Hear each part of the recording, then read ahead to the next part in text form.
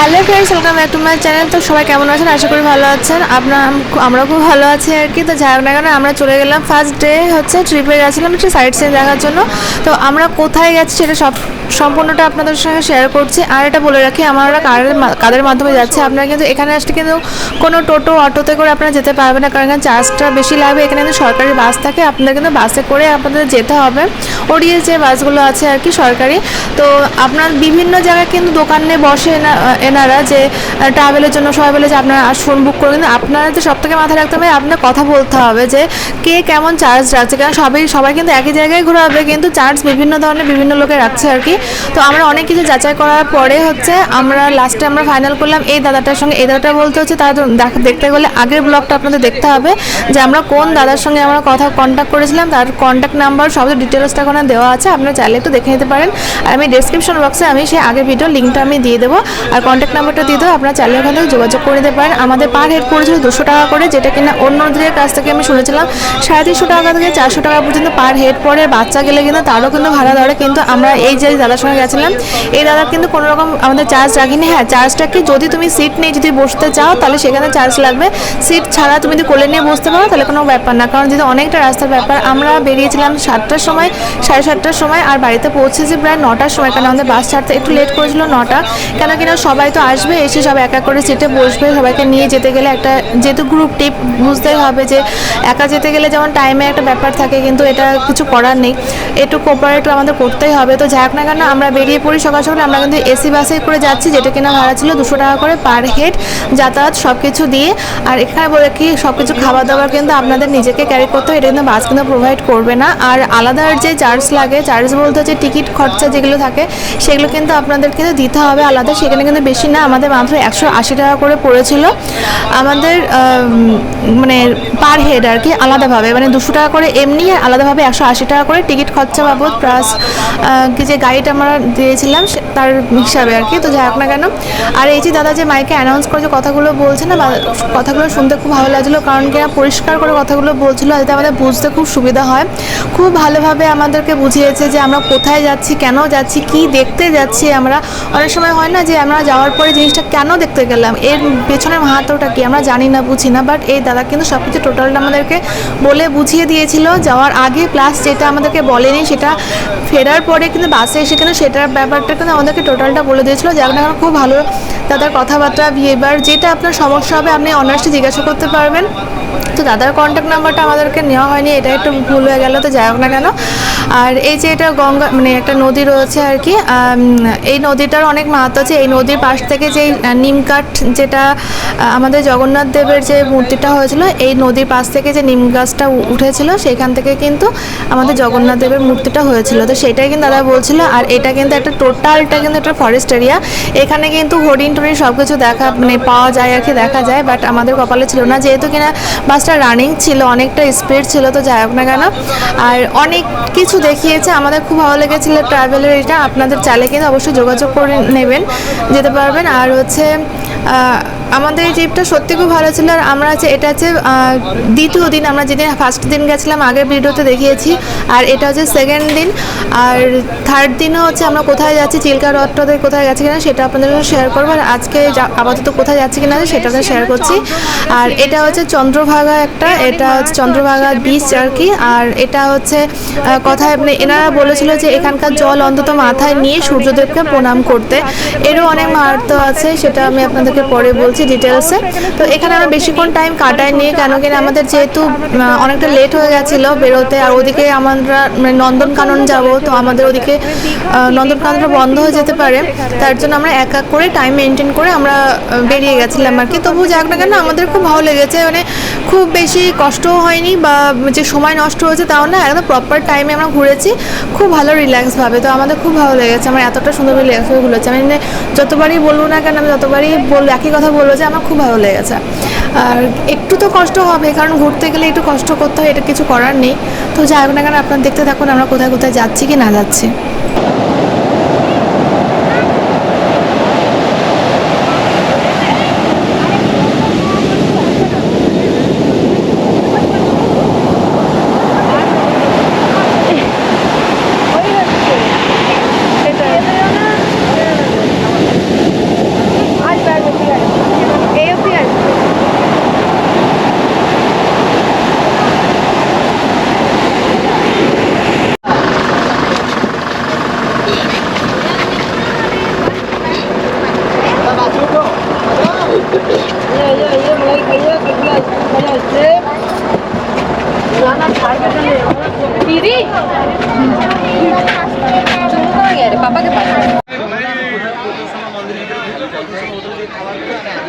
First আমাদেরকে আধা ঘন্টা টাইম দিয়েছিল এখানে খাওয়া দাওয়ার জন্য আর কি। তো এখানে আগে খাওয়া দাওয়ার বুকিং করে যেতে হবে, তারপর আমরা ফিরে এসে মন্দির থেকে তারপরে খাওয়া দাওয়া করে খাওয়ার চার্জেসটা প্রচুর পরিমাণে ছিল আর কি। তো যাই হোক না কেন, আর সেই পরিমাণে হচ্ছে আমাদের খাওয়া দাওয়াগুলো একদম ভালো লাগেনি, খেয়ে আমাদের সবার পেট খারাপ হয়েছে। তো যাই হোক না কেন, আর প্রচণ্ড পরিমাণে রোদ ছিল, গরম ছিল। তো এটা হচ্ছে আমাদের মেন রোডে হচ্ছে বাসটা রাখা হয়েছিল পার্কিং, মানে যেখানে আমরা খাওয়া দাওয়া করবো সেখানে। আর এখান থেকে অনেকটাই হেঁটে যেতে হয়েছিলো, এই যে সোজা যে রাস্তাটা আর কি। তো এই রাস্তা থেকে একদম বাঁ হাতে সোজা হবে চলে যেতে হবে, কিন্তু একটা মাথা রাখতে হবে যে কেউ কিন্তু হাত ছাড়লে হবে না, একবার কিন্তু হাত ছাড়লে কিন্তু আর খুঁজে পাওয়া হচ্ছে টাফ হয়ে যাবে আর কি। তো যাক না, এই যে গেটটা দেখতে পাচ্ছেন, এই গেট ধরে পুরো একদম সোজা চলে যেতে হবে, সোজা যেতে যেতে তারপরে হচ্ছে আমাদের কোণার্কের মন্দির। তো সূর্য মন্দির, যেটা কিনা অপবিত্র মন্দির বলে হচ্ছে আমাদের মানা হয়, যেখানে কিনা এখনো অবধি কিন্তু কোনো মূর্তি নেই আর এখনো অবধি কিন্তু কোনো পুজো হয় না। এই কোণার্কের জন্য যে সূর্য মূর্তিটা তৈরি করা হয়েছিল, সূর্যদেবের মূর্তিটা, সেটি কিন্তু প্রতিস্থাপন করা হয়নি, সেটা কিনা পরবর্তীতে কালে জগন্নাথ দেবের ধাম যেখানে, সেখানে কিন্তু সূর্যদেবের কিন্তু মূর্তিটা প্রতিস্থাপন করা হয় এবং সেখানে কিন্তু পুজো দেওয়া হয়। এখানে কিন্তু হচ্ছে একজন মারা গেছিলেন 12 বছরের একটা বালক, তো তারও অনেক ঐতিহাসিক ঘটনা আছে, সেটা আমি পরে বলছি।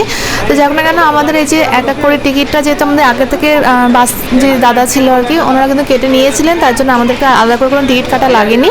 তার জন্য আমরা এক একভাবে মানে এক একজন করে সব ঢুকে যাচ্ছিলাম, টিকিট ছাড়া ভেতরে কিন্তু অ্যালাউ নেই আর কি। আর এখানে প্রত্যেকটা জায়গাতে কিন্তু একটা টাইমের একটা ব্যাপার আছে, যে টাইম মেনটেন করে দেখতে হবে, মানে না দেখলে ওখানে গেট আটকে দেওয়ার একটা ব্যাপার থাকে। তো যাক না কেন, আর এই যে দাদা দেখতে পাচ্ছেন যে হোয়াইট কালারের যে গলায় একটা কি বলবো একটা কার্ড মতন, উনি কিন্তু আমাদেরকে সবটা মানে ঘুরে ঘুরে বলেছে আর কি, কোথায় কি আছে কি না আছে টোটালটা। অনেকে হয়তো জানেন না যে কোণার্কে সূর্য মন্দিরে পুজো করা হয় না। হ্যাঁ, এই মন্দিরে পুজো করা হয় না, বরঞ্চ এই মন্দিরে কিন্তু জুতো পরে কিন্তু সবাই যায়, কারণ কিনা এই জুতো এই মন্দিরটাকে কিন্তু সবাই অপবিত্র বলে জানে। কেন কিনা হচ্ছে কোণার্কে সূর্য মন্দিরে পুজো করা হয় না, তার কারণ হচ্ছে রাজা নরসিংহদেবের মন্দির নির্মাণের জন্য একটি সময়সীমা নির্ধারণ করেছিলেন, কিন্তু দধিনৈত্য তা মিস করেন, যার ফলে 1200 শ্রমিক এবং প্রধান স্থপতি বিশু মহারানার জীবন ঝুঁকির মুখে পড়ে। তাই হঠাৎ করে ধর্মপদ নামে একটি ছোট্ট ছেলে, যার বয়স ছিল 12 বছর, সে আবির্ভূত হয় এবং নিজেকে বিশু মহারানা পুত্র বলে দাবি করে এবং 1200 শ্রমিকের জীবন বাঁচানোর দায়িত্ব নেয়। 1200 শ্রমিকের জীবন বাঁচাতে সে রাজার অহংকার পরিবর্তনের জন্য মন্দিরের ওপর থেকে চন্দ্রভাগা নদীতে ঝাঁপ দেয়। লোকেরা বিশ্বাস করে যে 12 বছর বয়সী ওই ছেলেটি ছিলেন স্বয়ং সূর্যদেব, এবং তারপর থেকে কোণার্ক মন্দিরে পূজার আচার অনুষ্ঠান করা হয় না। আর হচ্ছে এই যে মন্দিরে যে সূর্যদেবের যে মূর্তিটা মানে প্রতিস্থাপন করার জন্য বানানো হয়েছিল, সেটি যেহেতু অপবিত্র হওয়ার ফলে যেহেতু প্রতিস্থাপন করানো হয়নি, তার জন্য জগন্নাথ ধাম পুরী সেখানের মন্দিরে কিন্তু এই সূর্যদেবের মূর্তি কিন্তু প্রতিস্থাপন করা আছে এবং এখনও অবধি কিন্তু সেখানে কিন্তু নিত্য পুজো করা হয়। আপনারা যখন পুরী মন্দিরে যখন যাবেন পুজো দিতে, অবশ্যই করে কিন্তু সূর্যদেবকে অবশ্যই দর্শন করে আসবেন। সেখানে কিন্তু 3 জন কিন্তু বিরাজমান রয়েছে, সূর্যদেব রয়েছে, চন্দ্রভাগার চন্দ্রদেব রয়েছে, আর হচ্ছে আদিনারায়ণ রয়েছে, 3 জন কিন্তু পরপর রয়েছে। আপনার ওখানে যে পুরোহিতগুলো থাকে তাদের কাছে শুনে নেবেন, আপনি অবশ্যই সব কিছু পেয়ে যাবেন জানতে। আর এখানে যে চক্রগুলো আপনারা দেখতে পাচ্ছেন যে আকার, সেখানে কিন্তু অনেক কিছু মাহাত্ম্য আছে, যেটা কিনা আপনার সময় নির্ধারণ করা হতো আগের যুগে, এখনও অবধি কিন্তু এইটা দেখে কিন্তু সময় নির্ধারণ করা হয়, যেটি কিনা আমাদেরকে যে গাইড আমাদেরকে বলছিল, সেই গাইড কিন্তু আমাদেরকে পুরো একদম স্বচক্ষে কিন্তু আমাদেরকে সময় কিন্তু বলে দিয়েছিল যে এখন অ্যাকুরেট কত টাইম বাজে আর কি। তো যাই হোক না কেন, ওনার কথা শুনুন, তাহলে আপনারা অনেকটা বুঝতে পারবেন উনি কি বলতে যাচ্ছেন। काला पहाड़ पहले हिंदू ब्राह्मण था, बाद में मोहम्मद ने लड़की शादी कर लिया। काला पहाड़ को हिंदू शास्त्र अलाउ किया नहीं, घुसा कर मूर्ति सूत्र तोड़ डाला। बच्चा के लिए नीचे हाथी घोड़े लगाया, जवानी के लिए काम का फिगर, और बुढ़े के ऊपर भगवान का मूर्ति लगाया। ये सूर्यान का रथ है, रथ का आगे नाच गाना होता था। ये नाट्य मंडप, डांसिंग 24 हुल्स लगाया। 15-15 दिन में के पक्के होते, अमावस्या और पूर्णिमा, साल में तो 24 पखवाड़ी, 12 जोड़ा चक्र लगाया। इधर देखो, जोड़ा देवता मंदिर मिलाकर 24 घंटा होता, 1-11 होता, 3 घंटा का ये पूरब है। जब सुबह सूर्य निकलेंगे, सूर्य का पहला किरण उधर आए, इनका छाया उधर गिरेंगे सुबह 6, उधर से 7:30, 9, 10:30, 12, 1:30, 3, 4:30 शाम का 6। उल्टा हो रहेगा, उल्टा एंटी किलो जो क्लाउगा जी नहीं मिनटी की समझ लेंगे। ये छोटा छोटा जो बॉल है ना, एक एक बॉल तो 3-3 मिनट का। वहाँ तो 60 डट मिलेंगे, 60 × 3 180 3 घंटा। अभी देखो कैसा टाइम है।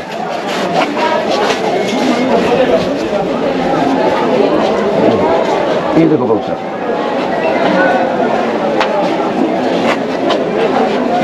ये हो गया। 1 2 3 4 5 6 ये हो गया 10 30 ये 18 48 है। वो 10:48 बाद देखो घड़ी मिला है 47 ये 10 30 हो गया। एक बॉल होगा 6 मिनट 3 मिनट 6 बॉल ज़्यादा हो गया। चलो আসো उधर आइए। जगन्नाथ आइए, जगन्नाथ आइए। औरत ने दिन में क्या करते, रात में क्या करते, इसमें रूटीन लगाया। औरत ने बेड सूट करके अंगड़ाई ले रहा है, नहाने के लिए जा रहा है दासियों को लेके। घोड़े पर बैठ कर शिकार हंटिंग, संदर्भ में शीशा पकड़ के मेकअप हो रहा है, सिंगार हो रहा है। 1 2 3 4 दिन का ये जो रात का भी और हस्बैंड वाइफ का जो काम है। ये लाल वाला पत्थर लगाया 1 साल का पहले, लेकिन ये मूर्ति बना नहीं पाएंगे। पूरा तत्व का नियम है, पुराना तो इसको सुरक्षा देंगे, नया मूर्ति कुछ कर नहीं पाएंगे। आर्कोलॉजिकल संविधान का नियम नहीं है। चलो हाँ, ये सुबह का Surya Narayan rising sun god. बोले नमस्कार करो सूर्य भगवान को। ये होता मुख्य मंदिर, मेन मंदिर ये वाला। इनका उच्चता 227 फीट था। ये मंदिर से 100 फीट ज़्यादा था। पूरी मंदिर से 13 फीट ज़्यादा था। शिखर पर मैग्नेट था, मैग्नेट ले लिया पुर्तगाल ने, पोर्तुगीज पीपल। यहीं से रास्ता हो रहा है। 6 महीने के बाद में रेडी हो जाएगा, आप अंदर जाके सिंहासन दर्शन कर पाएंगे। ये राजा नरसिंह देव ने मंदिर को बनाया। रानी होता सीता देवी, मालदेश का राजकन्या। राजा रानी पहले साउथ अफ्रीका घूमने के लिए बोट में, साउथ में राजा प्रेजेंट दिया जिराफ, हाथी के सामने जिराफ के 2 नंबर में, 3 नंबर 4 नंबर बुढ़ा आदमी रुपया पकड़ के ऊपर खड़ा है, नीचे 3 छोटी खड़ा है। जिसके पास रुपया है सब कर सकते हैं।